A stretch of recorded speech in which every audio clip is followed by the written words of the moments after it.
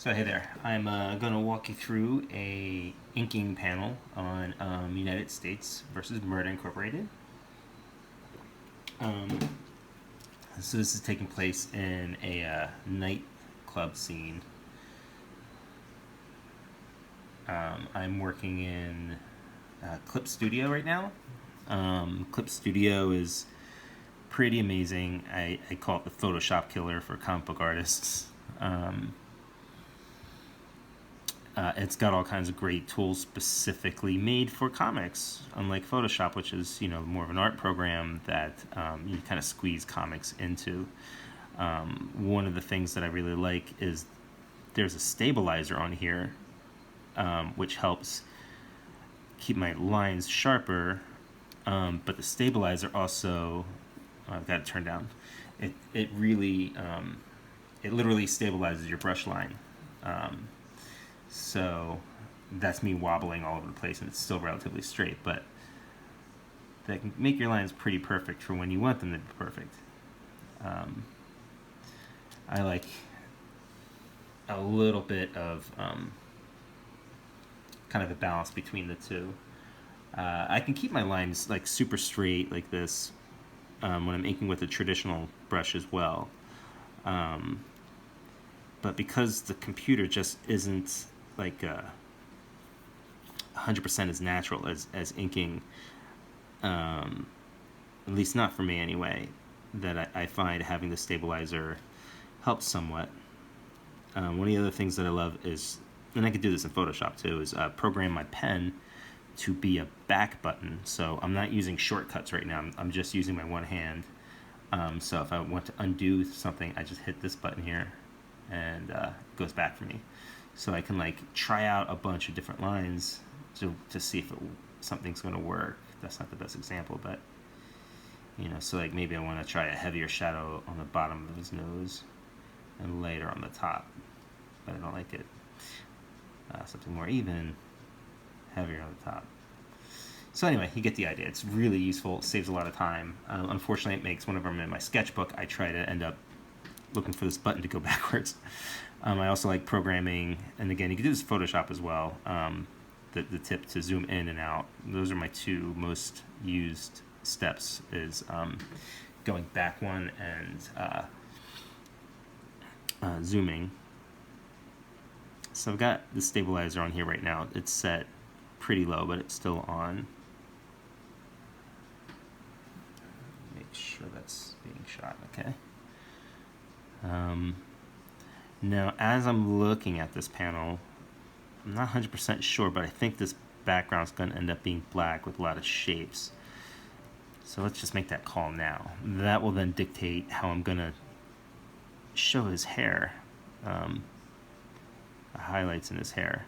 So if the background is going to be black, like this, then I'm going to leave this sort of outline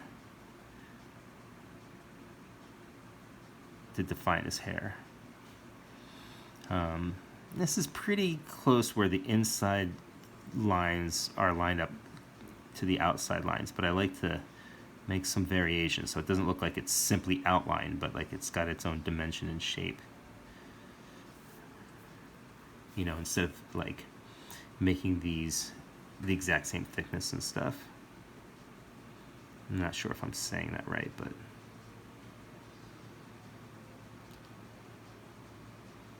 there's a little bit of drag with this. I think I've got some programming stuff to work through. But also I tend to like having way too much stuff going on my computer at the same time, so that makes a little bit of a lag as well. When I did the layouts for these pages, I did them in my sketchbook, which I hadn't been doing for a long time. Basically at the end of 2016, I was working on Cape Carson, 2016 going into 2017, had a family emergency back in New Jersey. My uncle was dying, and I had to go be with him. So, but I was also drawing Cape Carson monthly, and there was no way to like I couldn't really afford to just skip it, to skip an issue or two. So that's when I have this little slate with me, which can run Photoshop on it, and Clip Studio, and it's really small and tough to work on, but it's all that I had. So, long story short, in the 5 weeks I was up there, I really figured out how to work 100% digitally in a way that was comfortable. So since then, I've mostly been working digitally.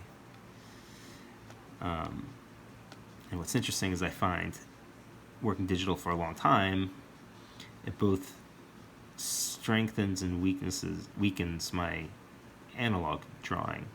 What I mean by that is, like, when I was going back to some analog drawing in my sketchbook, the tools felt different to me and my techniques felt different to me, and I couldn't really explain why. It wasn't always bad, though. Some of it was bad as far as, like, it felt foreign in my hand, or the line felt foreign. I was like, oh crap, I've spent way too much time digitally.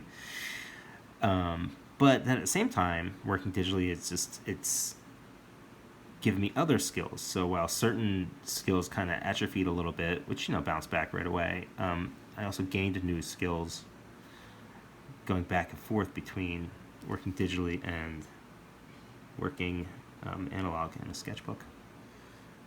So I'm just a strong believer in both digital and analog, that they can inform each other.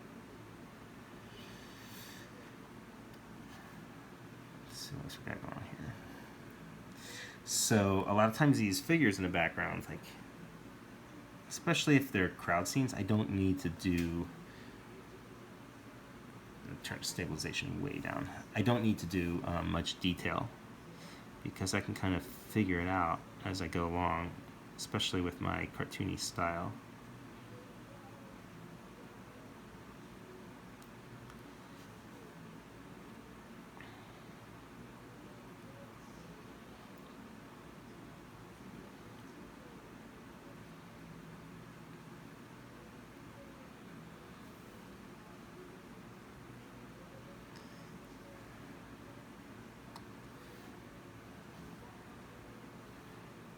So anyway, this could keep going for a while. I'm not sure how long I should walk it through it, but I'll finish up this little section here so I can do this outline.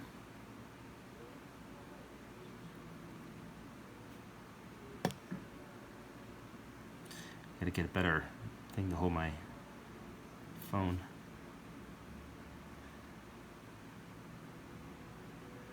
Alright, so obviously I'm going to fill in all the details here of these characters back here, but just quickly I want to show you kind of what I'm going to do with this background. So I'm going to indicate some lights here.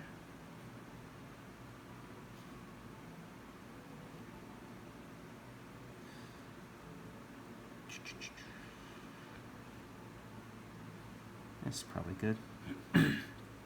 Shut off that lower layer, and then I'll fill in some black real quick. It's kind of my favorite part. One of the things that I really like about filling in black too is sometimes you just hit a button in the wrong spot and you'll find an interesting